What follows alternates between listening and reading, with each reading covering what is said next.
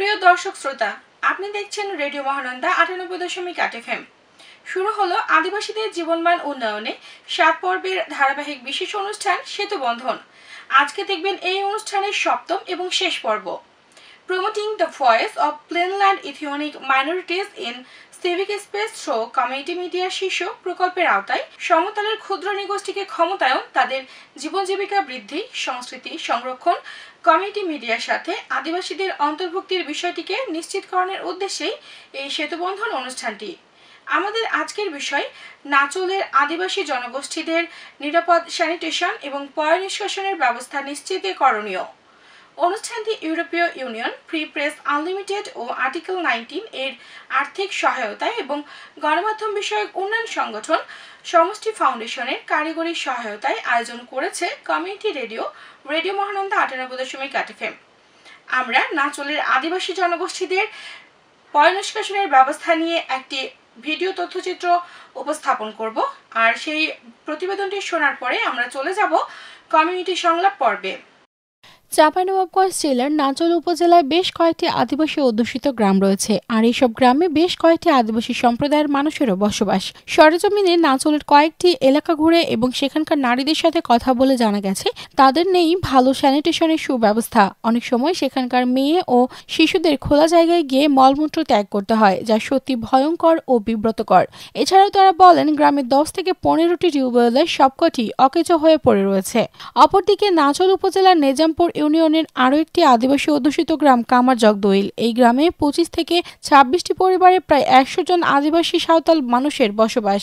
গ্রামের মানুষদের শিক্ষা, সংস্কৃতি, চিকিৎসা, স্যানিটেশন ব্যবস্থা সহ অন্যান্য সমস্যা নিয়ে তথ্য সংগ্রহ করার সময় সেখানে গিয়ে আমাদের চোখে পড়ে কামারজগদইল গ্রামের অস্বাস্থ্যকর পরিবেশ। এই গ্রামের সব থেকে বড় সমস্যা সেখানকার স্যানিটেশন ব্যবস্থা এবং নেই নিরাপদ ও সুপেয় পানির সুব্যবস্থা। এমনকি নারীদের মাসিক বা পিরিয়ডের সময় তাদের অন্যের টয়লেটে যেতে হয়, তবে সেটিও খুব একটা ভালো নয়। তাই বাধ্য হয়ে তাদের সেখানে গিয়ে সমস্যা সারতে হয়। কিছু সময় যখন রাতের বেলা খোলা জায়গায় টয়লেট করতে যেতে হয় তাদের, তখন তাদের অনেক ভয় লাগে। এছাড়াও তারা বলেন তাদের বাচ্চাদের নিয়ে যেতেও নিরাপদ মনে হয় না। খাবার পানির জন্য রয়েছে একটি মাত্র টিউবওয়েল। দৈনন্দিন কাজের জন্য ব্যবহার করেন গ্রামের কোল ঘেঁষে থাকা পুকুরের ময়লা আবর্জনাযুক্ত নোংরা পানি, আর এতে করে নানান রকম রোগ জীবাণুতে সংক্রমিত হচ্ছে গ্রামের শিশুরা। আমরা আরো কথা বলি কামারজগদইল গ্রামের গ্রাম চিকিৎসক ডক্টর আমিনুল ইসলামের সাথে। তিনি বলেন গ্রামের শিশুরা বেশিরভাগ সময় অসুস্থ থাকে।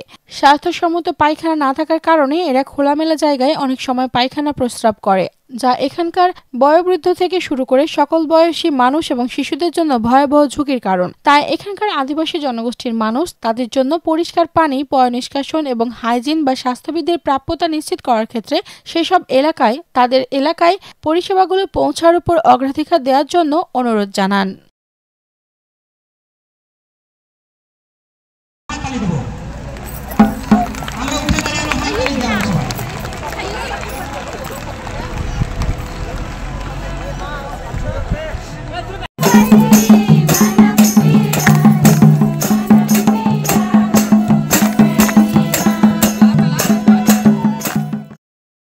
উপবিষ্ট যত মান্যগণ্য ব্যক্তিবর্গ আছেন সবাইকে জানাই আমার আন্তরিক শুভেচ্ছা।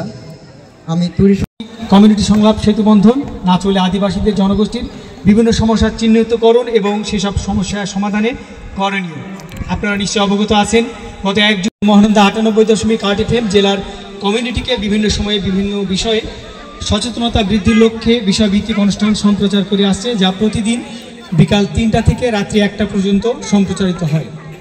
এরই ধারাবাহিকতায় ফ্রি প্রেস আনলিমিটেডের আর্থিক সহায়তায় promoting the voice of plainland ethnic minorities in civil space through community media শীর্ষক প্রকল্পের আওতায় সমতল ক্ষুদ্র নৃগোষ্ঠীকে ক্ষমতায়ন, তাদের জীবন জীবিকা বৃদ্ধি, সংস্কৃতি সংরক্ষণ ও কমিউনিটি মিডিয়ার সাথে আপনাদের অন্তর্ভুক্তির বিষয়টিকে নিশ্চিতকরণের উদ্দেশ্যে সহায়ক হবে বলে আশা করছি। এ পর্যায়ে খুব ছোট করে রেডিও মহানন্দার স্টেশন ম্যানেজার ও প্রয়াস মানবিক উন্নয়ন সোসাইটির পরিচালক আলিয়া ফেরদৌসকে কিছু বলার জন্য অনুরোধ করছি। তারপরই আমরা আমাদের অতিথির মাঝে চলে যাব আজকের যে সমস্যা বিষয়গুলি আছে সেগুলি সমাধানে তার কাছ থেকে কিছু জানার জন্য। মঞ্চে উপবিষ্ট রয়েছেন আমাদের উপপরিচালক ও উপসচিব স্থানীয় সরকার জনাব দেবেন্দ্রনাথ উরাও রয়েছেন, নাচল উপজেলা নির্বাহী কর্মকর্তা ইয়াসমিন সরকার, এছাড়াও রয়েছেন গণ্যমান্য ব্যক্তিবর্গ নাচল উপজেলার। আমার সামনে উপবিষ্ট রয়েছেন বিভিন্ন সম্প্রদায় থেকে আগত ভাই দিদি, যাই বলি না কেন, বা দাদা বোন এরকম বলতে পারি, আপনারা সবাই রয়েছেন। এবং আমি একটু আগে জেনেছি আপনারা অনেকগুলো সম্প্রদায়, এখানে মোটামুটি 8 ধরনের সম্প্রদায় আজকে আমাদের মাঝে রয়েছেন। আমার খুব ভালো লাগছে। আপনারা নিশ্চয়ই অবগত আছেন রেডিও মহানন্দা এটি একটি চাঁপাইনবাবগঞ্জের ইলেকট্রনিক গণমাধ্যম, যা আমরা বিগত 12 বছর পার করে ফেলেছি এবং আমরা আপনাদের নিয়েও কিন্তু কাজ করছি। বাহা সান্দিস এই নামে আদিবাসীদের নিয়ে আমরা অনুষ্ঠান সম্প্রচার করে থাকি। এছাড়াও আমরা বিভিন্নভাবে, যদি আমি আরও পেছনে তাকাই, প্রয়াস মানবিক উন্নয়ন সোসাইটি আমরা বিগত অনেক 30 বছর পার করে ফেলেছে। আমার খুব ভালো মনে আছে, আমরা নাদাই গনসাপাড়া এই এলাকায় যখন গিয়েছিলাম, আমরাই যে প্রতিষ্ঠান প্রথমেই কোনো একজন, সেই সময়ে যিনি জেলা প্রশাসক ছিলেন চাঁপাইনবাবগঞ্জের, ওনাকে আমরা আদিবাসীদের গ্রামে নিয়ে যেতে পেরেছিলাম এবং সেখানে যে বয়স্ক শিক্ষা কেন্দ্র, ছোট শিশুদের জন্য যে স্কুল পরিচালনা হতো সেগুলোকে দেখিয়েছি, তাদের অবস্থানগুলো দেখিয়েছি। এই জন্যই আমরা বলতে পারি আসলে রেডিও মহানন্দা আপনাদের সাথে কিন্তু অনেকভাবে ওতপ্রোতভাবে জড়িত। আমরা অনেক কিছু শুনলাম, আপনারা যে সমস্যাগুলো বলছিলেন, আমাদের মাঝে উপস্থিত রয়েছেন আমাদের বিশিষ্টজনরা, যারা কিনা আপনারা সমস্যাগুলো বলবেন, আমাদের মধ্য দিয়ে আপনাদের কথাগুলো জানাবো এবং স্যারদের মধ্যে আমরা পৌঁছে দেব এবং সেই সমাধানগুলো কিন্তু স্যাররা করবেন। আশা করছি আপনাদের যে সমস্যাগুলোর কথা বলেছেন, এর আগেও আজকে বাদ দিয়ে আরও 6টা আমরা অনুষ্ঠান করেছি এই সেতু বন্ধন নাম দিয়ে। এটা একটা ইউরোপিয়ান ইউনিয়নের আর্থিক সহায়তায় আমরা কাজটা করছি। আপনাদের চাঁপাইনবাবগঞ্জের বিভিন্ন এলাকায় আপনাদের এইসব আদিবাসীদের নিয়ে আমরা 6টা অনুষ্ঠান করেছি এবং আজকেও এখানে অর্থাৎ নাচলে আপনাদের মাঝে উপস্থিত হয়েছি এবং আপনারা আপনাদের সমস্যাগুলো বলেছেন। আপনারা বলেছেন আপনাদের শ্মশানের কথা, কবরস্থানের কথা, আপনারা রাস্তার কথা বলেছেন, আপনারা আপনাদের মন্দিরে সেখানে যে স্যানিটেশন প্রয়োজন বা আপনাদের বাড়িঘরগুলো তেমনভাবে নেই, এই ধরনের বিভিন্ন কথাগুলো আমরা পেয়েছি এবং আমি খেয়াল করেছি ওনারা আপনাদের সমস্যাগুলোকে খুবই সুন্দরভাবে লিপিবদ্ধ করেছেন। তবে সমস্যাগুলো একদিনে তো সৃষ্টি হয়নি, আর আজকেই আমরা কথা বলবো, আজকেই সমাধান হয়ে যাবে এমন নয়।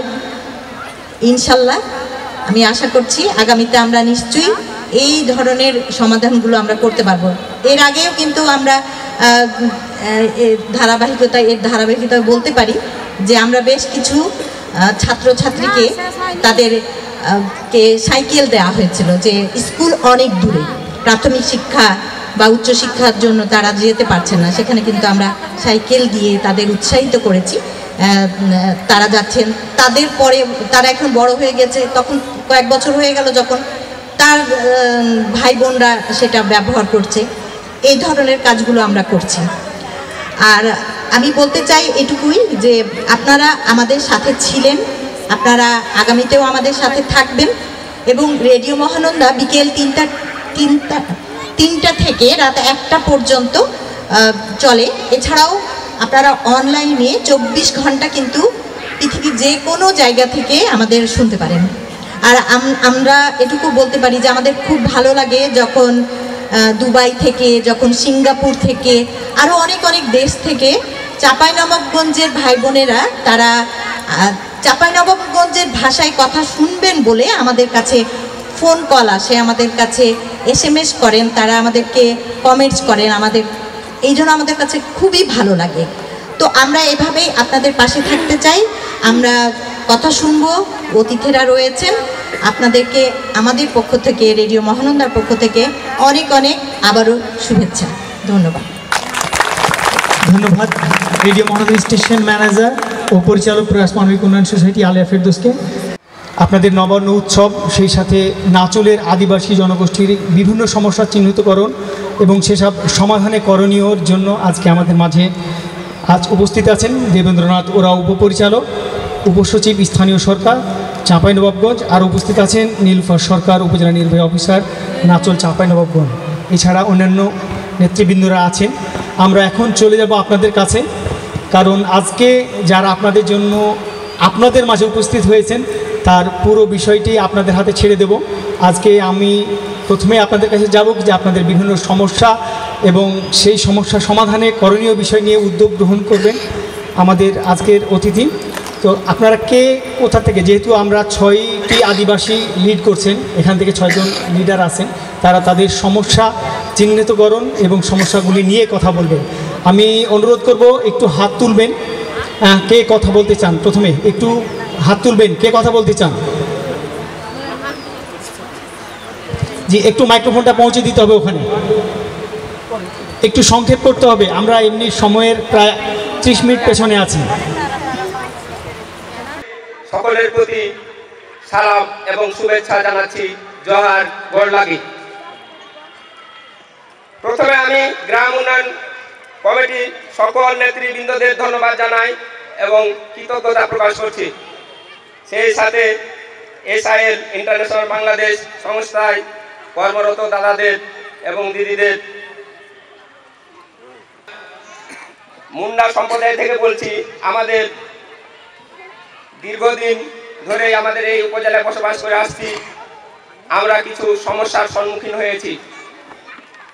আমি মহাদের নিকট সমস্যাগুলো তুলে ধরতে চাই। 1, জোরপূর্বক শ্মশান দখল করা। 2, শ্মশানে যাবার রাস্তা না থাকা। পূজা পার্বণে মন্দিরের নামে বরাদ্দ না পাওয়া। গ্রামে কাঁচা রাস্তা, বর্ষার মৌসুমে আমাদের ছোট বাচ্চারা স্কুলে যেতে পারে না। উপরোক্ত সমস্যাগুলোর সমাধানের আপনার সুদৃষ্টি কামনা করছি। পরিশেষে আবারও সকলকে ধন্যবাদ জানিয়ে সংক্ষিপ্ত বক্তব্য শেষ করছি। সুন্দর একটি অনুষ্ঠানে আমাদের মনের কথা খুলে বলার যে সুযোগ দিয়েছেন, আসলে আমরা আদিবাসীরা বা হিন্দু সম্প্রদায় পিছিয়ে পড়া, ভয় আমাদের মধ্যে অনেক সময় ভয় কাজ করে, আমরা সাহস করি না, সামনে এগিয়ে যেতে পারি না। এর জন্য আমাদের আসলে অনেক কথা যারা কর্তৃপক্ষ আছে তাদের কাছে হয়তো পৌঁছায় না। আমি আমার খাসবা গ্রামের কথা বলতে চাই। আমাদের ওখানে অন্যের মাটিতে আমরা বসবাস করি, সেখানে 4 থেকে 5 কাঠা মাটি মানুষের, আমরা সেখানে 8-10 ঘর বসবাস করি। আসলে একটা বাড়ি 3 কাঠার নিচে হয় না, সেখানে 3-4 কাঠার মধ্যে আমরা 8-10 ঘর আছি। সেটা আমাদের জন্য কতটা মানে অসুবিধার সেটা বলে বোঝাতে পারবো না। যেখানে আমাদের থাকার জায়গাটাই নাই, সেখানে প্রসব পায়খানার জায়গাটা আমাদের আসলে বলতে লজ্জা লাগে। আমরা এই সভ্য সমাজে এসে এখনও অসভ্যর মতো বাইরে প্রসব পায়খানা করতে যাই। আসলে মানুষের প্রসব পায়খানা করার পর যে সুখ অনুভূত হয় সেটা তুলনা করা যায় না। কিন্তু আমরা আমাদের মা বোনরা যখন বাইরে যাই, তো যেটাকে বলা হয় যে মন থেকে যে পায়খানা করার পর যে শান্তি নেবে সেটা পায় না, কারণ পায়খানা করতে বসলেই তো অন্য কেউ দেখে ফেলবে, এটা একটু ভয় থাকে। কর্তৃপক্ষের কাছে আমরা জানাবো, যেমন আশ্রয়ণ প্রকল্পের অনেক বাড়ি হয়েছে, অনেক পেয়েছেন, কিন্তু প্রশাসন বা উপজেলা বা জেলা প্রশাসন আমাদের দিকে এখনও দেখেননি। আসলে আমরা হয়তো তাদের কাছে বলতে পারিনি। তো আমরা এই জায়গাটা চাই যে আমাদের জায়গা নেই। আরেকটি বিষয়, সবচেয়ে বড় সমস্যা যেটা হলো যে মানুষ মৃত্যুর পর যেখানে তার শেষ স্থান শ্মশান, আমরা বেশিরভাগ মানুষ খাড়ির ধারে খাড়ি, যেটা খাড়ি থাকে সেই খাড়ির ধারে মাটি দিই। সেখানে আমাদের দাদুরা যখন ছিল বা বাবারা বেঁচে ছিল তখন দেখেছি অনেক জায়গা ছিল, শ্মশান ছিল, মাটি দেওয়ার জায়গা ছিল, কিন্তু কালক্রমে যুগের সাথে কিভাবে যেন আমাদের সেই জায়গাগুলো হারিয়ে গেছে। এখন মাটি দেওয়ার জন্য সে জায়গা নাই।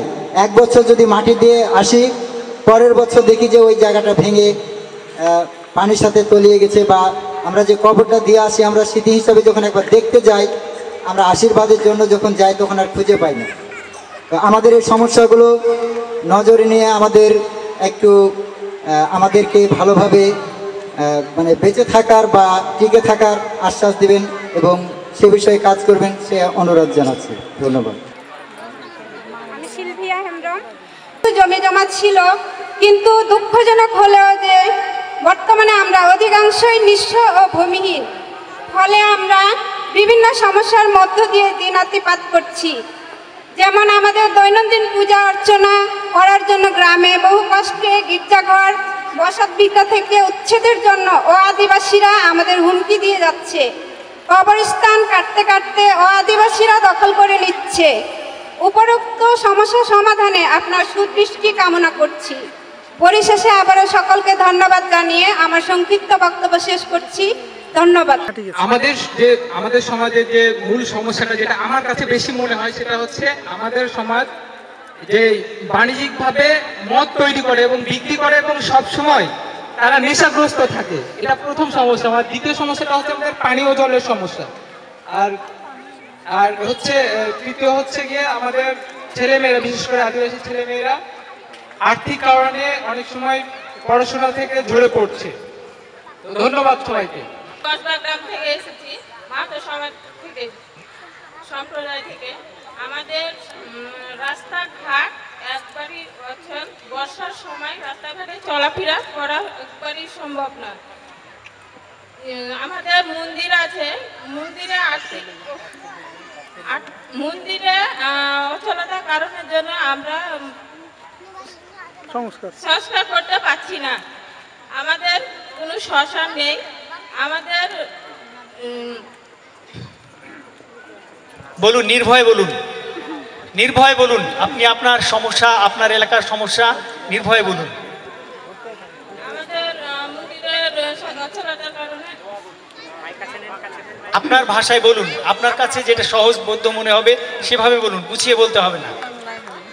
আমাদের গ্রামে বাড়ি সেরকমভাবে গরিব দুঃখীদের নেই, শ্মশান নেই, স্যানিটারি ল্যাট্রিন নেই।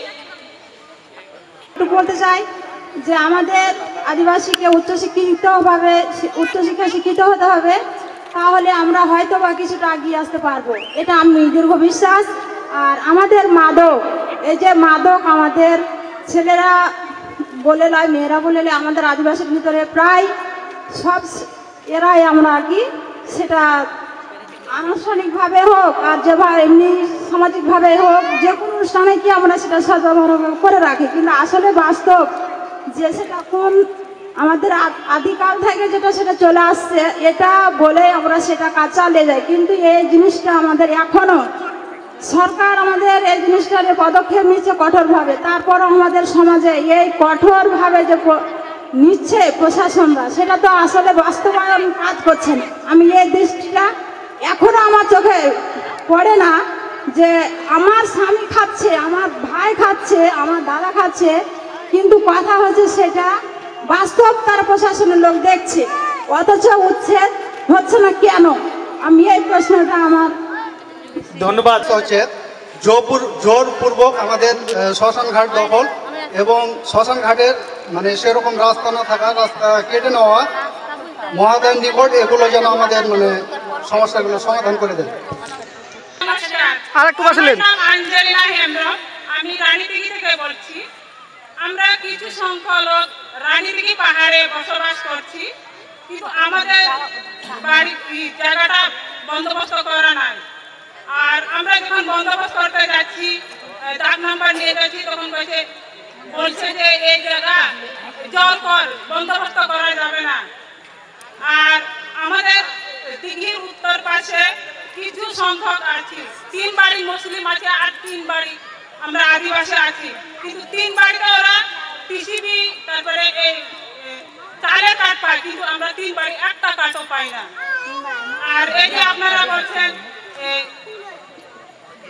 আমাদের ভাষার সংস্কৃতি আমরা চর্চা করি না, ভুলে গেছি। কিন্তু আমরা যেমন ইংরেজি বাংলা পড়ছি, তার পাশাপাশি যদি আপনারা আমাদের ভাষা দিয়ে একটু লেখাপড়া সুযোগ করে দেন তাহলে ভালো হবে। অসংখ্য ধন্যবাদ। গোসাইপুর গ্রাম, নাচল থানা।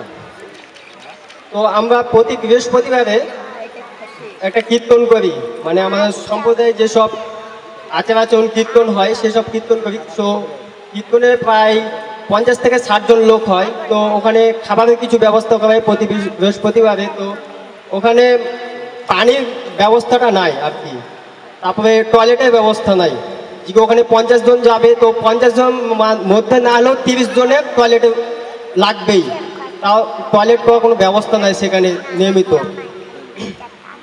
আবার দেখা যাচ্ছে যে এই জীবনে বেঁচে থেকে আছি, কিন্তু পরবর্তীতে আমরা বেঁচে থাকবো কবরস্থানেতে, মানে বেশি দিন সময় কাটাবো কবরস্থানে। সে কবরস্থানে যাওয়ার, যেটা মৃত মানুষকে নিয়ে যাব, সে রাস্তাটা নিয়মিত নাই। এখন ধান কাটা চলছে, কিন্তু এখন যদি একটা মানুষ মৃত যায়, রাত 3টার দিকে যদি মৃত যায়, তো সকালবেলা তো মাটি দেওয়া লাগবে তাকে নাকি। মাটি দেওয়ার সময় ধান ভেঙে যাওয়া লাগে কবরস্থানে। তো কবরস্থানে কোনো রাস্তা নাই, এখন ফসল ক্ষতি করে তো সব জনা যেতে দিবে না। তো দেখা যাচ্ছে শ্মশানে যেতে খুব কষ্ট হয়। শ্মশানের রাস্তাটা যদি একটু দেখা হতো। আর পানির অপর নাম জীবন, যেহেতু আমি ছোট থেকেই শুনে আসছি, টিচারও বলতো, এমনকি আমার বাবাও বলেছে পানির অপর নাম জীবন। মন্দিরে যদি হয়তো বা একটা মোটরের ব্যবস্থা করা বা একটা ল্যাট্রিনের ব্যবস্থা করা হয়তো খুব ভালো হতো। অসংখ্য ভাষাগুলো বলবো, প্রত্যেকটি আমাদের অধিকার যে আমরা একটি বাড়ি পাবো বা আমার একটা বাসস্থান থাকবে। সেই সাথে মৃত্যুর পরের যে একটি স্থান, সেটা হচ্ছে কবরস্থান অথবা আমাদের শ্মশান। তো সেটি যদি না থাকে, সেটি অবশ্যই আমাদের রাষ্ট্রের যারা দায়িত্বে আছেন, রাষ্ট্রের যে সেবায় আছেন, তারা নিশ্চয়ই বিষয়গুলি দেখবেন এবং উদ্যোগ নেবেন, যাতে তারা সঠিকভাবে জীবনযাপনের একটি সুখকর জীবনযাপনের একটি জায়গা পেয়ে থাকে। একটু আরেকজন কেউ নিয়ে আজকে আপনাদের অনেক বিষয় নেওয়া হয়েছে। অসংখ্য ধন্যবাদ আপনাদের। শুধু সবাইকে ধন্যবাদ জানাচ্ছি। আমি আর কারো নিব না, এই মুহূর্তে আমি চলে যাচ্ছি আবারও আমাদের স্টেজে। আমাদের আদিবাসীদের উদ্দেশ্যে SIL-এর সংস্থার প্রোগ্রাম ডিরেক্টরের মন্তব্য আমরা শুনতে চাইছি। আমি একটু মাইক্রোফোন দেওয়ার জন্য অনুরোধ করছি পিন্টু অ্যালবার্ট পিডিসের কাছ থেকে। আজকে এই অনুষ্ঠানে আমাদের শ্রদ্ধেয় কান্ট্রি ডিরেক্টর মহোদয়ের আসবার কথা ছিল। আপনারা জেনে খুশি হবেন যে আসলে উনি আপনাদের এই উপজেলারই সন্তান। তো উনি অন্য আরেকটা কাজে সম্প্রতি হলো উনি ডেঙ্গুতে আক্রান্ত হবার কারণে একটু শারীরিকভাবে অসুস্থ রয়েছেন, যে কারণে হলো উনি আসতে পারেননি। উনি আমাকে অ্যাসাইন করেছেন এবং উনি তার ভালোবাসা এবং শ্রদ্ধা আপনাদের জানাতে বলেছেন। আমি তার পক্ষে আপনাদেরকে সে শ্রদ্ধা এবং ধন্যবাদ জানাচ্ছি। আজকের আয়োজন দেখে আমি খুবই খুশি। SIL ইন্টারন্যাশনাল মূলত কাজ করে ভাষা নিয়ে, এবং যে ভাষাগোষ্ঠী পিছিয়ে আছে যেন তারা অর্থনৈতিক এবং সামাজিকভাবে এগিয়ে যেতে পারে, তাদের কৃষ্টি এবং ভাষা সংস্কৃতিকে সমুন্নত রেখে, সেজন্যই সারা পৃথিবীতে এবং বাংলাদেশে SIL কাজ করে। সহযোগিতা পেয়েছি, তা অভাবনীয়। আমরা বিশ্বাস করি যে আগামীতেও আপনাদের কাছ থেকে এই ধরনের সহযোগিতা আমরা সবসময় পাব। কিছুক্ষণ আগে বিভিন্ন সম্প্রদায় থেকে, বিভিন্ন গ্রাম থেকে আপনারা আপনাদের সমস্যার কথাগুলো বলেছেন। আজকে যখন এখানে আমি সকালবেলা এসেছি, ওই সময় খুব টুকটুকে একটা মেয়েকে দেখলাম। তো তার হাসি দেখে আমি তাকে জিজ্ঞেস করলাম, তুমি কি করো, তোমার নাম কি? সে তার নাম বলেছে এবং আমি জেনে আশ্চর্য হলাম তিনি ম্যারেড। তার চেহারা, তার অ্যাপিয়ারেন্স দেখে আমার মনে হয়নি তার বিয়ের বয়স হয়েছে, এবং সে আমাকে বলেছে 8 বছর আগে তার বিয়ে হয়েছে এবং তার 7 বছরের একটা সন্তান আছে। আমি তাকে জিজ্ঞেস করলাম, আপনি কত বছর বয়সে বিয়ে হয়েছে? তো সে শুধু হাসলো। তো আমি বুঝি যে এইখানে অনেক বাল্যবিবাহ হচ্ছে। তো এখানে শ্রদ্ধেয় ইউনুস স্যার রয়েছেন, তো আমি তার দৃষ্টি আকর্ষণ করব যে উনি নিশ্চয়ই এই বিষয়গুলো দেখবেন। কারণ একটা জাতি, একটা সম্প্রদায় যখন পিছনে পড়ে, তার অনেকগুলো বিষয় জড়িত, তার ভিতরে এই বাল্যবিবাহ একটা বড় সমস্যা। তাকে আমি খুব শক্তভাবে তখন জিজ্ঞেস করেছি, আপনি এত অল্প বয়সে বিয়ে হয়েছেন, দুটা কারণ হতে পারে, এক পরিবার থেকে জোর করে বিয়ে দিয়েছে, অথবা হয়তো আপনি কাউকে পছন্দ করেছেন যেন পরিবার আর কিছু বলেনি। তখন সে আরেকটা সমস্যার কথা বলেছে। সে বলেছে, আসলে আমার বাবা অনেক মদ খাইতো, আমার কাছে মনে হতো যে এই পরিবার থেকে যদি কোনো মতে বিয়ে হয়ে বা চলে গিয়ে কোনোভাবে যদি আমি বাঁচতে পারি, আমি সুখে থাকবো। তাহলে একটা পরিবারের সন্তান, একটা ছেলে বা একটা মেয়ে যখন এটা চিন্তা করে, তাহলে মাদকের করার গ্রাস ওই পরিবারে কি পরিমাণে কষ্টদায়ক, এবং এটা প্রশাসন করে দিতে পারবে না আমার জানা মতে, আমার ধারণা মতে। এটা আপনারা যারা সমাজে রয়েছেন তাদেরই করতে হবে। আর অন্যান্য যে বিষয়গুলো এসেছে, নিশ্চয়ই ওনারা এখানে রয়েছেন এবং সরকারের সুযোগ সুবিধায় আমাদের সবারই প্রবেশগম্যতার অধিকার রয়েছে। তো পিছিয়ে পড়া জনগোষ্ঠী হিসেবে আমাদের তো বেশি রয়েছে। তো এখানে শ্রদ্ধেয় স্যারেরা রয়েছেন, ইউনু স্যার রয়েছেন, তারপরে আমাদের ডিডি স্যার রয়েছেন, কালচারাল একাডেমির ডেপুটি ডিরেক্টর মহোদয় রয়েছেন।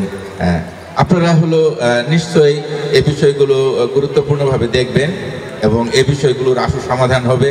আমরা সবাই মিলে একসঙ্গে কাজ করতে পারবো এবং এই সুন্দর দিন আমাদের একদিন আসবে যেদিন আমরা বলতে পারবো যে একটা ন্যায্য সমাজ প্রতিষ্ঠিত হয়েছে। এসএলআর তরফ থেকে সবাইকে ধন্যবাদ। আমার অত্যন্ত প্রিয় মানুষ, নাচল উপজেলার নির্বাহী কর্মকর্তা,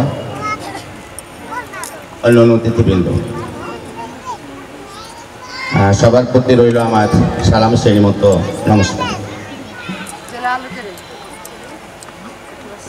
আমি আমার কথার শুরুতেই সর্বপ্রথমে আজকের এই অনুষ্ঠানের যে মূল প্রতিপাদ্য বিষয়, বৈষম্য বিরোধী সমাজ প্রতিষ্ঠার চেতনা নিয়ে আবু সাইদ মুগ্ধ সহ যারা প্রাণ দিয়েছে তাদের আত্মার মাগফিরাত কামনা করছে।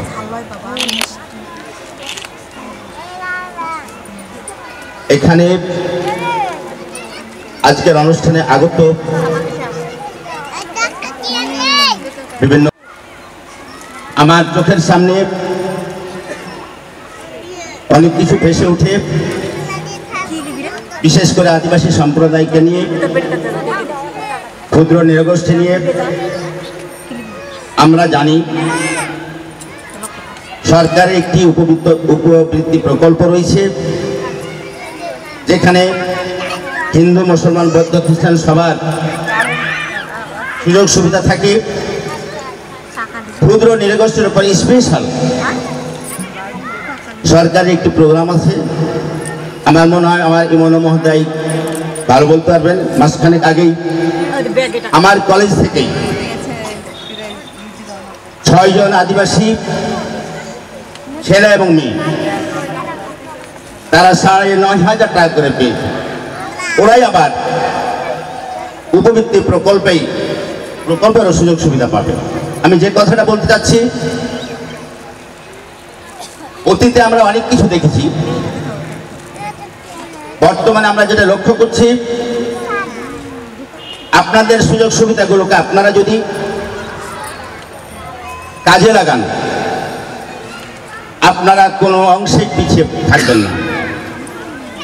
আমার শ্রদ্ধেয় বড় ভাই, জীবন থেকে কেউ যদি এসে থাকেন, জানেন কি আসছেন কিনা জানি না, স্টিফেন মুর্মু, উনি সমাজসেবা অধিদপ্তরের মহাপরিচালক হয়ে রিটায়ার করেছেন। উনি কিছুদিন আগে মারা গেছেন। নাচল উপজেলা নির্বাহী অফিসার মহোদয় এবং এই কলেজের শিক্ষক স্যার এবং এসআই বাংলাদেশের কর্মকর্তা সহ যারা আপনারা আছেন, আপনাদের সবাইকে রাজশাহী বিভাগীয় ক্ষুদ্র নৃগোষ্ঠী কালচারাল একাডেমির পক্ষ থেকে বৈকালিক শুভেচ্ছা জানাচ্ছি। রাজশাহী বিভাগীয় ক্ষুদ্র নৃগোষ্ঠী কালচারাল একাডেমি আসলে আমরা যারা রাজশাহী বিভাগে, আমরা বিভাগ পর্যায়ে কাজ করি 7টি জেলায়, তার মধ্যে নাচল তো অবশ্যই পড়ে চাঁপাইনবাবগঞ্জ জেলায়। আমরা চাই যে আমরা আমাদের যে সংস্কৃতি, এই সংস্কৃতিটাকে আমরা যেন আরেকটু কি বলবো, আমরা নিজেরা বুঝতে পারি যেন, এবং সেটা যেন চর্চা করতে পারি, লালন করতে পারি, এবং এই সংস্কৃতি যেন শুধু আমাদের মধ্যে না থাকে, এটি আমাদের এই দেশ থেকে অন্য দেশের মানুষের যেন আমাদের সম্পর্কে জানতে পারে। মান্যবর বিভাগীয় কমিশনার স্যার, উনি আমাদের একাডেমির সভাপতি এবং তার নির্দেশে আমরা কিন্তু কার্যক্রম করে থাকি। আমাদের ক্ষুদ্র নৃগোষ্ঠী যারা সম্প্রদায় রয়েছেন, আপনাদের যে হারিয়ে যাওয়া ভাষা, আপনাদের যে গান, আমরা এই গানগুলো সংগ্রহ করি এবং আপনাদের শিল্পী দিয়ে আমরা কিন্তু গান করি, অডিও ভিডিও আমরা কিন্তু নির্মাণ করি। আমরা ইতিমধ্যেই 10টি জাতিগোষ্ঠীর অডিও অ্যালবাম এবং ডকুমেন্টারি করেছি, মাহিলিদের নিয়ে করেছি। এখানে কিছু কিছু নতুন সম্প্রদায় আমি শুনতে পেলাম, তুরি এবং আরও একটি সম্প্রদায়। আমি আপনাদেরকে অনুরোধ রাখবো একটু আমাদের সাথে যোগাযোগ রাখবেন, আমরা যেন আপনাদের মাঝে কাজ করতে পারি। আমরা চাই আমরা আমাদের সংস্কৃতি নিয়ে বেঁচে থাকতে। আসলে বাংলাদেশ একটি বৈচিত্র্যময় দেশ, বিভিন্ন জাতিগোষ্ঠীর বিভিন্ন সংস্কৃতি, এই সংস্কৃতি কিন্তু আমাদের রাষ্ট্রের সম্পদ, দেশের সম্পদ। বাংলাদেশ সরকার চায় না কোনো সময় যত ক্ষুদ্র নৃগোষ্ঠী হোক না কেন তার সংস্কৃতি যেন হারিয়ে যায়। কারণ একটি জাতিগোষ্ঠীর একটা মাতৃভাষা কিংবা সাংস্কৃতিক উপাদান যদি হারিয়ে যায়, এটি বাংলাদেশের সংস্কৃতি থেকে সেই জাতিগোষ্ঠী শুধু না বাংলাদেশের সংস্কৃতি হারিয়ে যায়। তাই আমরা চাই আমরা যেন প্রত্যেকেই নিজস্ব সংস্কৃতি নিয়ে সসম্মানে বেঁচে থাকতে পারি। আমি একটি কথা আপনাদের বলবো এবং অনুরোধ রাখবো, সংস্কৃতির মধ্যে আমাদের কিন্তু নেশার কোনো ব্যবহার নেই, কোনো প্রচলন নেই। আমি তাদের সদয় অবগতির জন্য বলছি।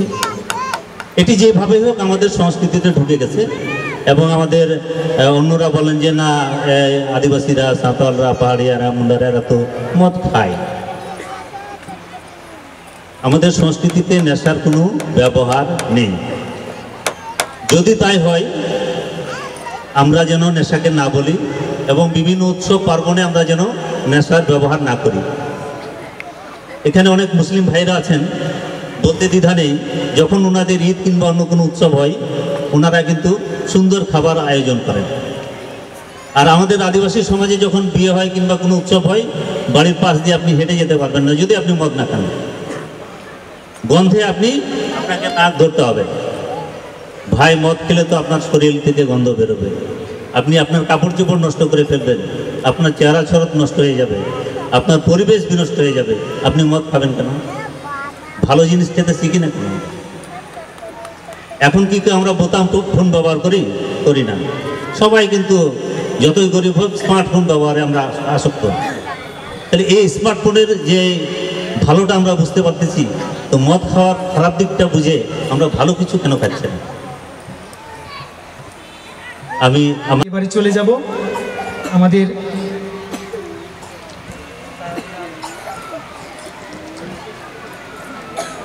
নীলুফা সরকার, উপজেলা নির্বাহী অফিসার, নাচল চাঁপাইনবাবগঞ্জ। তার কাছে আপনাদেরকে একটি কথা বলে রাখি, যখন নিজের ঘরের মানুষ যখন বাইরে কোথাও পাই তখন খুব ভালো লাগে। সেরকম একজন মানুষ আপনাদের মাঝে আছেন, আপনারা অলরেডি দেখেছেন। তিনি আর কেউ নন, দেবেন্দ্রনাথ ওরাও, উপপরিচালক, উপসচিব। তারও বক্তব্য শুনব, কিন্তু তার আগে আমি স্যারের কাছে ছেড়ে দিতে চাইছি মাইক্রোফোন, আজকের যে বিষয়গুলি এসেছে সেই বিষয় নিয়ে আলোকপাত করার জন্য। সেতুবন্ধন এর অনুষ্ঠানে আজকে আমাদের মঞ্চে উপস্থিত রয়েছে উপপরিচালক, স্থানীয় সরকার, চাঁপাইনবাবগঞ্জ জনাব দেবেন্দ্রনাথ ওরাও স্যার, এবং মঞ্চে আরও উপস্থিত সম্মানিত অতিথিবৃন্দ এবং আমার সামনে উপস্থিত নাচলের বিভিন্ন প্রান্ত থেকে আগত সম্মানিত অতিথিবৃন্দ এবং আরও উপস্থিত সম্মানিত সুধীবৃন্দ, আসসালামু আলাইকুম। আপনারা খুব চমৎকারভাবে আপনাদের যে সমস্যাগুলো সেগুলো তুলে ধরেছেন, তবে খুব ভালো লেগেছে যখন আপনারা আপনাদের সমস্যাগুলো এখানে উত্থাপন করেছেন। আমি দেখলাম প্রায় 8 জন আপনারা আপনাদের বিভিন্ন সমস্যার দিকগুলো এখানে উত্থাপন করেছেন, তার মধ্যে 4 জনই ছিলেন নারী। তো নারীর ক্ষমতায়ন যে হচ্ছে, এটি আসলে এই যে আপনাদের কথা বলার যেই সক্ষমতা, এটি আপনারা অর্জন করেছেন। আমি মনে করি এটিও আসলে অনেক বড় একটি প্রাপ্তি। আমাদের মতো আমরা যেখানে বলছি যে আমাদের আদিবাসীরা, ক্ষুদ্র নৃগোষ্ঠীরা পিছিয়ে রয়েছে, আমি মনে করি যে সুযোগগুলো বর্তমানে বাংলাদেশে রয়েছে সেটি যদি আপনারা সকলেই সুন্দরভাবে সেটি কাজে লাগাতে পারেন, তাহলে আমার মনে হয় যে আপনাদের সকলের ভাগ্যের পরিবর্তন সম্ভব। এখানে বিভিন্ন বিষয় আপনারা বলেছেন, যেহেতু সময় অনেক সংক্ষিপ্ত, তো আমি আপনাদের সমস্যাগুলোই অ্যাড্রেস করছি। কমন যেই সমস্যাগুলো এসেছে, যে শ্মশান বা কবরস্থান যে জায়গাটি, সেটি আপনাদের নেই। তো এটি আমার মনে হয় যে আমাদের মাধ্যম দিয়েই এটি সমাধান করা সম্ভব। তো আপনাদেরকে বলবো, যাদের এমন সমস্যা রয়েছে যে আপনারা শ্মশানের জায়গাটি পাচ্ছেন না, বা আমাদের দেবার জন্য কবরস্থানের জায়গাটি পাচ্ছেন না, তো সেই সমস্ত জায়গার আশেপাশে যদি কোনো খাস জায়গা থাকে, তাহলে আপনারা অবশ্যই আমাদের কাছে সেই জায়গার তথ্য নিয়ে আসবেন, অথবা এরপরেও যদি আপনাদের কাছে সেরকম তথ্য না থাকে, আমাদের কাছে এসে এরকম একটি বিষয় আপনারা উত্থাপন করলে আমরা সার্বিকভাবে সহযোগিতা করব, যাতে আপনাদের মানুষের জীবন শেষ হবার পরের যে জীবনটি রয়েছে, সেখানে যাতে সকলেই সুন্দর মতো শায়িত হতে পারেন এবং আপনাদের স্মৃতিচিহ্নটুকু যাতে সংরক্ষিত হয়, এই জন্য উপজেলা প্রশাসন নাচল কাজ করে যাবে। আপনাদের আমি বলবো যে এরকম কেউ থাকলে আমার কাছে এসে যোগাযোগ করবেন, আমি ব্যবস্থা নিব। এছাড়াও শ্মশানের যাবার রাস্তা নেই, এটি আপনারা উল্লেখ করেছেন। তো একইভাবে আমার মনে হয় যে আমি উত্তরটি আপনাদেরকে দিয়ে দিয়েছি। যে বিষয়গুলো এসেছে, যে জোরপূর্বক শ্মশানের জায়গা এবং কবরস্থান দখল করছেন, এটি সুনির্দিষ্টভাবে আমার কাছে আসতে হবে যে কে করছেন, কারা করছেন, আর কাদের জায়গা দখল করছেন। আমরা আমাদের অফিসার ইনচার্জ আছে, তাকে সঙ্গে নিয়ে আমরা এই সমস্যাটি সমাধান করতে পারব। পূজা এবং পার্বণে আপনারা ঠিকমতো সরকারি বরাদ্দ পান না, এটি বলেছেন। তো আমি থাকা অবস্থায় এইবার যে পূজাটি হলো, সেখানে আমার কাছে 16টি পূজা মণ্ডপের তথ্য দেওয়া হয়েছিল, এবং এই 16টি পূজা মণ্ডপের প্রতিটিতেই আমরা জেলা প্রশাসক স্যার বরাদ্দ দিয়েছিলেন। প্রত্যেকটি পূজা মণ্ডপে 2 মেট্রিক টন করে সেখানে জিআর চাল বরাদ্দ করা হয়েছিল। এরপরেও যদি আপনাদের কোনো ধর্মীয় উৎসব সংক্রান্ত কিছু থেকে থাকে, সেটি তথ্য আমার কাছে দিবেন। অবশ্যই আমি এটি জেলা প্রশাসক স্যারের কাছে আপনাদের বিষয়ে সুপারিশ করে আমি অবশ্যই আপনাদের বরাদ্দ আনতে পারছি বলে আমি আপনাদেরকে আশ্বস্ত করলাম। আপনারা অনেকেই বলেছেন যে নিজের বাড়িতে বসবাস করার মতো বাড়ি নেই বা মাথা গোঁজার ঠাঁই নেই। আপনাদেরকে আশ্বস্ত করছি, আমরা প্রতি বছরই বর্তমান প্রধান উপদেষ্টার কার্যালয় থেকে কিন্তু আমরা যারা সমতলে বসবাস করছেন ক্ষুদ্র নিগোষ্ঠীর জন্য আমরা ঘর বরাদ্দ পেয়ে থাকি। তো এখান থেকে আমরা যেমন কয়েকটি কিস্তি আসে, প্রত্যেক কিস্তিতে 8টি করে আমরা ঘর বরাদ্দ পাই। কিন্তু এখানে উপস্থিত হয়ে আমি বুঝতে পারছি যে 8টি ঘর আসলে নাচল উপজেলার জন্য কিছুই নয়, যেখানে একটি বড় অংশ হচ্ছে ক্ষুদ্র নিগোষ্ঠীর বসবাস। আমার আপনাদের কাছ থেকে যেই পরিসংখ্যানটি আমি পেলাম, আমি অবশ্যই যথাযথ কর্তৃপক্ষের কাছে এটি পৌঁছে দেব, যেন এই বরাদ্দটি কোনোভাবে যদি বাড়ানো যায়, তাহলে আমার নাচল উপজেলার মানুষের আবাসস্থল নিশ্চিত হবে। তো আপনাদের পক্ষ থেকে এটি আমি আমার কর্তৃপক্ষের কাছে পৌঁছে দেব। এবং আপনারা যদি ওই ঘর পেয়ে থাকেন, সেই ঘরের সাথে রয়েছে 2টি আপনার কামরা রয়েছে এবং এর সাথে টয়লেটও রয়েছে। সুতরাং ওই ঘরটি পেয়ে গেলেই আপনাদের টয়লেটের সমস্যাটাও আশা করছি একই সাথে সমাধান হয়ে যাবে। অঞ্জলি মুন্ডা তিনি বলেছেন যে মাদকের কথা, খুব চমৎকার একটি পয়েন্ট উনি উল্লেখ করেছেন যে মাদক আসলে একটি পরিবারকে, একটি জাতিকে ধ্বংস করার জন্য মাদক আসলে যথেষ্ট। যে পরিবারে আসলে একজন মাদকাসক্ত ব্যক্তি রয়েছেন, সেই পরিবারটি আসলে বোঝেন যে মাদকের প্রভাব যে কত ভয়ানক প্রভাব। তো আপনাদের কাছে আমি অনুরোধ জানাবো যে এই মাদক বা আমরা যেটিকে বলছি যে চুয়ানি বা বাংলা মদ, এটি আপনারা একটু সতর্ক থাকবেন। আপনারা যদি এখানে কঠোর অবস্থান অবলম্বন করেন, অর্থাৎ আপনারাই যদি এটি না বানান বা উৎপাদন করেন, তাহলে কিন্তু এর প্রচলন বা এর ব্যবহার বা এর ব্যবসাটা কিন্তু কমে আসবে। আমরা এমন দেখেছি যে আপনার আদিবাসী পাড়াগুলোতে আদিবাসীরা মাদক বানান আর সেবন করেন হচ্ছে মুসলিমরা। এটি খুবই দুঃখজনক।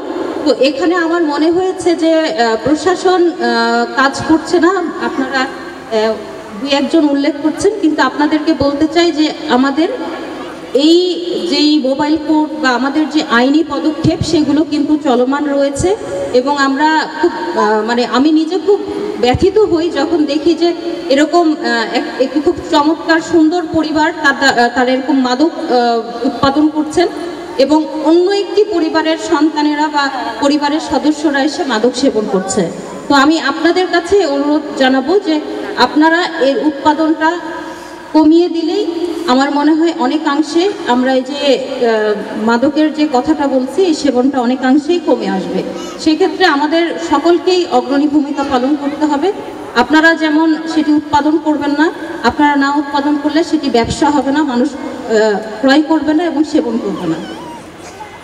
এছাড়া আমাদের আরেকজন বলেছেন অঞ্জলিনা হেমব্রম, তিনি বলেছেন তার বাড়ির জায়গা বন্দোবস্ত হচ্ছে না। তো আপনাকে অনুরোধ জানাবো যে আপনি আমার অফিসে এসে আপনার যেখানে বসবাস করেন তার ঠিকানাটা বা তফসিলটা আমার কাছে দিলে আমি আপনার কি সমস্যা রয়েছে সেটি আমি সমাধান করার চেষ্টা করব। এছাড়াও যে বিষয়গুলো এসেছে টিসিবি কার্ড এবং চালের কার্ড তাদের দরকার। এখন আপনাদের জ্ঞাতার্থে জানিয়ে রাখতে চাই যে আমাদের টিসিবি কার্যক্রমটা চলমান আছে। আপনারা স্ব ইউনিয়ন পরিষদ এবং যারা পৌরসভার বাসিন্দা আছেন তারা পৌরসভা এবং স্ব ইউনিয়নে যে যোগাযোগ করলে আপনাদের আর্থিক অবস্থা বিবেচনা এটি আমরা আপনাদেরকে সরবরাহ করতে পারবো। আরেকটি কথা খুব চমৎকার এসেছে, ভাষা সংস্কৃতি ভুলে যাচ্ছে আদিবাসী সম্প্রদায়ের লোকজন এবং এর জন্য নিজের ভাষায় শিক্ষার ব্যবস্থা করা, খুব চমৎকার একটি প্রস্তাবনা। তো আমার এখানে ডিডিএলজি স্যার আছে, আমি স্যারকে বলবো যে স্যার আপনার যদি এমন কোনো সুযোগ থাকে যে এই বিষয়টি উত্থাপন করে না করেন, নিজের ভাগ্যের পরিবর্তনের জন্য যদি কাজ না করেন তাহলে আপনাদেরকে যতই কিছু আমরা দেই না কেন, যত কথাই বলি না কেন, একটিও কিন্তু বাস্তবায়ন হবে না, একটিও ফলপ্রসূ হবে না। এই জন্য আমার মনে হয়েছে যে যেই আপনাদের নিজের ভাগ্যের পরিবর্তনের জন্য নিজেকেই কাজ করে যেতে হবে। আর আপনারা মনে করছেন যে কন্যা সন্তান হয়তোবা আপনার বোঝা, কিন্তু এটি আসলে ভ্রান্ত ধারণা। আমি একজন নারী, আমি আমার বাবা মায়ের কন্যা, আমার বাবা মা আমাকে পড়াশোনা করেছেন, করিয়েছেন, আমাকে বিশ্বাস, আমার উপর ভরসা করেছেন তারা, এজন্য আজকে আমি এই পর্যায়ে আসতে পেরেছি। আবার আমিও চেষ্টা করেছি যে আমার বাবা মা আমার জন্য কষ্ট করছে, আমাকে প্রতিষ্ঠিত হতে হবে। সুতরাং সব দিক থেকে, দুদিক থেকেই এবং উভয়ের দিক থেকেই আসলে যদি কাজ করা না হয়ে থাকে, যদি সক্রিয় ভূমিকা আপনারা নিজেরা পালন না করেন, তাহলে আজকের যে আমাদের কমিউনিটি সংলাপ বা আমরা যে সচেতনতামূলক কথাগুলো বলছি সেগুলো কিন্তু আসলে বাস্তবায়ন হবে না।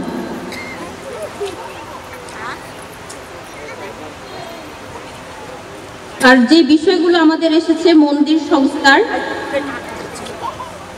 এই বিষয়গুলো নিয়ে আমি কাজ করছি এবং আপনাদেরকে বলবো যে আপনাদের কারো কাছে এই সংক্রান্ত যদি কোনো তথ্য থেকে থাকে আমাদেরকে দেন।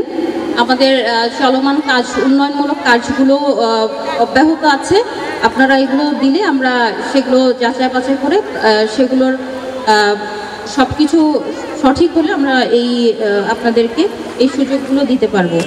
আর পরিশেষে বলতে চাই, আসলে মনে হয় আমি একটু বেশি সময় নিয়ে ফেললাম, যেহেতু সময়ের চেয়ে আমরা একটু পিছিয়ে রয়েছি। আমাদের ডিডিএলজি স্যার উপস্থিত হয়েছেন, তো আর কথা না বাড়াই, তবে আজকের এই প্রোগ্রামটি আরও বেশি মানে জাঁকজমক এবং আরও বেশি সুন্দর হয়েছে, কারণ দেবেন্দ্রনাথ ওরাও স্যার এসেছেন এই জন্য। মানে আমি দেখেছি যে স্যারকে কোনো ভালো কাজের কথা বলেছি, কোনো প্রোগ্রামের কথা বলেছি, আমি নিরুৎসাহিত কখনোই হইনি। বিশেষত আমার নাচল উপজেলায় একটি বড় অংশ রয়েছেন ক্ষুদ্র নৃগোষ্ঠীরা, এবং আপনারা বিশ্বাস করবেন না, স্যার আপনাদেরকে নিয়ে আসলে স্যারের এত চমৎকার মানে ভাবনা, এবং অন্য কেউ এত সুন্দর করে ভাবে কিনা আমি জানি না। স্যার আমাদের অভিভাবক, আপনাদের সকলের অভিভাবক। আজকের এই প্রোগ্রামটির আয়োজন করেছেন এবং আমাদেরকে এখানে দুটি কথা বলার সুযোগ করে দিয়েছেন, তাদের সকলের প্রতি আমি ধন্যবাদ জ্ঞাপন করছি। এবারে চলে যাব লাগছে। আপনাদেরকে একটি কথা বলে রাখি, যখন নিজের ঘরের মানুষ যখন বাইরে কোথাও পাই তখন খুব ভালো লাগে। সেরকম একজন মানুষ আপনাদের মাঝে আছেন, আপনারা অলরেডি দেখেছেন। তিনি আর কেউ নয়, দেবেন্দ্রনাথ ওরাও, উপপরিচালক, উপসচিব। তারও বক্তব্য শুনবো, কিন্তু তার আগে আমি স্যারের কাছে ছেড়ে দিতে চাইছি মাইক্রোফোন, আজকের যে বিষয়গুলি এসেছে সেই বিষয় নিয়ে আলোকপাত করার জন্য। যে আকাশে মেঘ থাকে না সেটা কিন্তু আকাশ বলা যায় না। আর যে মানুষের অন্তরে মাদল থাকে না, বাঁশি থাকে না, কালচার থাকে না, সেটা সত্যিকার অর্থে মানব বলা যায় না। আমাদের মাদল রয়েছে, বাঁশি রয়েছে, এটাই আমাদের শক্তি, এটাই আমার আদিবাসী। বাংলাদেশ বহু জাতির দেশ, বহু ভাষার দেশ। হিল টেক্সটের পার্বত্য চট্টগ্রাম যেমন রয়েছে 14টির অধিক জাতিসত্তা, আমাদের সব কিছু মিলে 50টির অধিক জাতিসত্তা, ক্ষুদ্র ক্ষুদ্র জাতিসত্তা রয়েছে। এই যে একটা বৈচিত্র্য একটা বাংলাদেশ, হ্যাঁ, আমাদের বাংলাদেশ 56,000 বর্গমাইলের এলাকা জুড়ে আমার বাংলাদেশ, আমার প্রিয় মাতৃভূমি। মা, মাটি, মানব, বাংলা বর্ণমালা যতগুলো অক্ষর আছে, বর্ণ আছে, তার মধ্যে সবচেয়ে আমার কাছে ভালো বর্ণ হলো ম। আর ম দিয়ে হবে মাটি, ম দিয়ে হবে মা, ম দিয়ে হবে মাতৃভাষা। হ্যাঁ, এই যে শুধু ম দিয়ে, কারণ আমি ভূমিষ্ঠ হওয়ার পর রয়েছে, আমরা শুধু জানতাম উরাও, সাঁওতাল, মাহাতো, হ্যাঁ, এগুলোই শুনতাম, কিন্তু আজকে আমার চোখ খুলে গেল, অনেক রয়েছে। এই যে সব কিছু আসলে সূর্য ডুবে যাও মানে কিন্তু দিনটা শেষ নয়, 5টা বাজে, এই সূর্য ডুবে যাওয়া মানে সূর্য উঠবে না, উঠবে। তেমনি আমাদের আদিবাসীর জীবনের সূর্য এটা অস্তমিত হচ্ছে মনে হয়, কিন্তু এটা কিন্তু উদিত হয়, এই উদীয়মান। আজকে আমি আজকে হাতে ঘড়ি দেই, মোবাইল করি, আমার 14 পুরুষে কিন্তু এগুলো বোঝে না। এখন যে মদ খাওয়া হচ্ছে, মদ খাওয়াতে হার, এর চেয়ে তার বেশি ছিল, বেশি বেশি ছিল। মদের উপরই মুখ লাগায় রাখতো, এই গরু যেমন খাইতো না চারির মধ্যে, ওরকম লাগায় রাখতো। কিন্তু এখন তো আমরা চারি খাই, চারির মধ্যে খাই না, এখন আমরা কিসে খাই? গ্লাসে না, তো কাঁচের গ্লাসে খাই, তাই না? 1 টাইম গ্লাসে খাই। তাহলে উন্নত হলে আমরা ভালো হলো, আমরা 1 টাইম গ্লাস, হ্যাঁ, বাবারে বাবা, একটা খাইলে দিন আমার সাথে। আমরা পানির বোতল আগে জগে খেতাম, এখন কিন্তু জগেও নেই না, এখন নেই হলো এই যে মান পানি বোতল নেই। কিন্তু উন্নয়ন, উন্নতি বলতে এটা বোঝায়, উন্নতি বলতে শুধু বড় বড় বিল্ডিং এটা বোঝায়। উন্নতি বলতে বোঝায় ওই জাতির মধ্যে মূল শক্তি হলো তার শিক্ষা। হ্যাঁ, শিক্ষা কতটুকু, শিক্ষা কতটুকু, জন্মহার কত এটা বোঝায়। জন্মহার করো, তুমি 10টা বাচ্চা নাও, কিন্তু বাচ্চাটাকে সুশিক্ষিত করো। আমাদের দেখা যাচ্ছে যে আদিবাসী সম্প্রদায়ের মধ্যে বাল্য বিবাহ হারা, মানে কি বললাম, ওরা বলছেন না তো হারে, কত কষ্ট। কারণ বিয়েটা হলো পবিত্র সাক্রামেন্ট, দেখায় পবিত্র একটা সংস্কার জীবনের। এই জীবনটা ঈশ্বরের একটা পবিত্র দান। এই দান, ঈশ্বরের দানকে নষ্ট করার দায়িত্ব কিন্তু আমাকে দেয়, কিন্তু আমরা আমার ছোট বোনটাকে 12 বছর নিচে বিয়ে দিচ্ছি, জীবন নষ্ট। যে বয়সে খেলাধুলার কথা ছিল, সে সময় সে চুলোতে হারিয়ে যখন আগুন জ্বালাবে, পৃথিবীর সব কঠিন কাজ তো মনে হয় না আগুন জ্বালানো, চুলাতে কঠিন কাজ, এত ধোয়া বের হয় প্রথমে, তারপরে জলে। সেই কঠিন কাজের মধ্যে তাকে চুলের মুখে ফেলে দিচ্ছি আমার বোনটাকে, কিন্তু এটা ঠিক না। তাই বাল্য বিবাহ না বলবো, শিশু শ্রম, সেই স্কুলে যাবে। সরকার শতভাগ স্কুলের জন্য, স্কুলের বই ফ্রি, টিউশন আসছে, অনেক কিছু, সব কিছু সরকার নিচ্ছে, কিন্তু আমাদের দিচ্ছে, সরকারের অনুদান রয়েছে, আমরা স্কুলে পাঠাবো। পার্শ্ববর্তী বিদ্যালয় আছে সরকারি এবং জিও, এনজিও সবাই মিলে কিন্তু আমার এই বাংলাদেশকে নিয়ে এগিয়ে যাচ্ছে। আমাদের যে সামনে স্বপ্ন রয়েছে, এই বাংলাদেশটা হবে সবাইকে নিয়ে, আমাদের ইনক্লুসিভ ডেভেলপমেন্ট। আমাদের কলেজ স্যার বললেন, সিনিয়র স্যার, উনি বললেন, যথার্থই বলেছেন, যখন একজন শিক্ষক একজন আদিবাসী ছাত্র ছাত্রীর নাম ধরে ডাকে, তাহলে মনে হয় যে উনি আদিবাসী বান্ধব একজন শিক্ষক, না? এটাই মনে হয়। যখন শিক্ষক যখন বেঞ্জামিনের কথা বলে, রাফায়েলের কথা বলে, তাই না, যে খেলোয়াড়দের কথা বলে, আমি মনে করি উনি খোঁজখবর রাখেন। এই যে এত বড় মাঠ, এই মাঠে যে আজকে আদিবাসীদের মিলন মেলা, এই মিলন মেলা অংশীদারিত্ব রয়েছে, স্যারের প্রতি কৃতজ্ঞতা, ইউনো মহাদের প্রতি কৃতজ্ঞতা জানাচ্ছি। কারণ আমি তো এই পরিবার থেকে উঠে আসা, এইরকমই ওরাও সম্প্রদায়, আমার বাড়ি সিরাজপুর, এখান থেকে উঠে আসা, তারপর নিজের সম্প্রদায়ের সামনে দাঁড়িয়ে কথা বলা যায় না, বেঞ্জামিনটা আছে, কথা বলা যায় না, কারণ সব কালচার, সব আচার আচরণ ওখান থেকে উঠে আসা। আমি সব বুঝি, আপনারাও আমাকে সব বোঝেন, কিন্তু আমি যতই বড় একজন সরকারি ইয়েতে কাজ করি না কেন। আপনারা দোয়া আশীর্বাদ করবেন। বিশেষ করে এই যে আমাদের শিল্পী রয়েছে না, সুন্দর ইয়া হলো, আসলে কি আনন্দ থাকতে হয়, যে জীবনে আনন্দ নেই সেটা জীবন নয়, একটু আনন্দ করবেন। পাশাপাশি আমি বলি যে শিক্ষার কোনো বিকল্প নেই। আপনাকে আমাকে মাপকে একমাত্র শিক্ষা দেয়, কিন্তু আমি স্টেজের কথা বলছি, এটা একমাত্র আমার মূল পিছনে রয়েছে শিক্ষা শক্তি। অনেকেই ভালো গান গাইতে পারে কিন্তু স্টেজ পায় না, অনেকেই ভালো বক্তৃতা দিতে পারে কিন্তু কথা স্টেজ পায় না, ভালো খেলোয়াড় আছে কিন্তু মাঠ নেই। তা আমার মনে হয় আমাদের বর্তমান সরকার, বর্তমান যে অন্তর্বর্তীকালীন সরকার সুন্দরভাবে আদিবাসীদের নিয়ে ভাবছে, আমরা সামনের দিকে এগিয়ে যাবো। আর আমাদের বিভাগীয় ক্ষুদ্র নৃগোষ্ঠী একাডেমি যে রয়েছে সেখানেও কিন্তু একটা নতুন স্টাফিং প্যাটার্ন হচ্ছে, সেখানে ডাইরেক্টর আসবে, পাশাপাশি সেখানে একটা আরো উন্নত অবকাঠামো আসবে। সবকিছু মিলে সবাই কিন্তু আদিবাসীদের দিয়ে দৃষ্টি রাখে, সুদৃষ্টি রাখে। আমি আর অনেক কিছু বলবো না। আমি পিঠা দেখেছি, পিঠার নাম দেখেছি, যে মা যে বোন পিঠা বানিয়েছে তার হাতের ছোঁয়া দেখেছি। পিঠা খাই নাই কিন্তু পিঠা খাবো, কিন্তু এই ছোঁয়া, এই যে পিঠার ভাব, সবকিছু মিলেই কিন্তু আমার জাতিসত্তা, আমার আদিবাসী জাতিসত্তা। এই যে জাতিসত্তা এটার মধ্যে বেঁচে থাকে। হয়তো পৃথিবীর আলো নিভে যাবে, আমি নিভে যাব, আপনি নিভে যাবেন, কিন্তু আমার আপনার যে কীর্তি সেটাই থেকে যাবে। ইতিহাস বলতে 1952 সালে যেমন ইতিহাস, সালাম বরকতের ইতিহাস, 71 মহান মুক্তিযুদ্ধ, সেদিন নিয়ে একটা মিলন মেলা, নবান্ন মেলা, এটাই আমার জন্য ইতিহাস হয়ে থাকলো। হ্যাঁ, এই ইতিহাসের সাক্ষী কিন্তু আপনারা, আমি ইতিহাস, এই ইউনোকে কৃতজ্ঞতা জানি। ইউনো বারবার বলছে অসাধারণ, তার রিকোয়েস্ট খেলা যায়। শনিবার দিন একটু আরাম আয়েস করবো, কিন্তু যখন বলে স্যার একটু আসতে পারেন স্যার, আদিবাসীদের অনুষ্ঠান রয়েছে, রেডিও মহানন্দা কিসের জোকের মতো লেগে থাকে, জোকের মতো না। আর এসআইআর নিকোলাস দা, ও তো সবসময় যায় আমাদের কাছে। আমি তাকে জানতাম যে নিকোলাস দা, তারপরে বিধান সিং, আর যে দিদি আছে কি জিতেন দা, এই কয়েকজনই মিলে মানে আদিবাসী, তা না। হ্যাঁ, এই কয়েকজন মিলে তা না, মনে হচ্ছে যে তারা আপনাদেরকে লিড দেয়, আপনাদের সুখের কথা আমাদের কাছে তুলে ধরে প্রশ্নের কাছে। আপনারা একতাবদ্ধ হবে, নিজের মধ্যে বিভক্তি সৃষ্টি করবেন। বিভক্তি সৃষ্টি করে, ভাঙ্গন সৃষ্টি করে।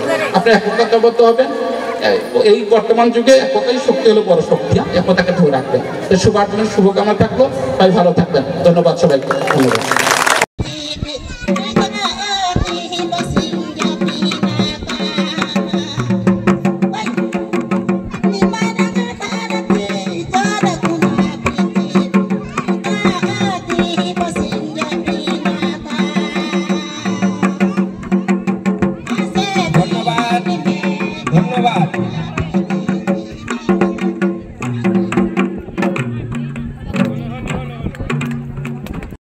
দর্শক শ্রোতা, আদিবাসীদের জীবনমান উন্নয়নে 7 পর্বের ধারাবাহিক বিশেষ অনুষ্ঠান সেতু বন্ধনের আজকে সম্প্রচারিত হলো 7ম এবং শেষ পর্ব।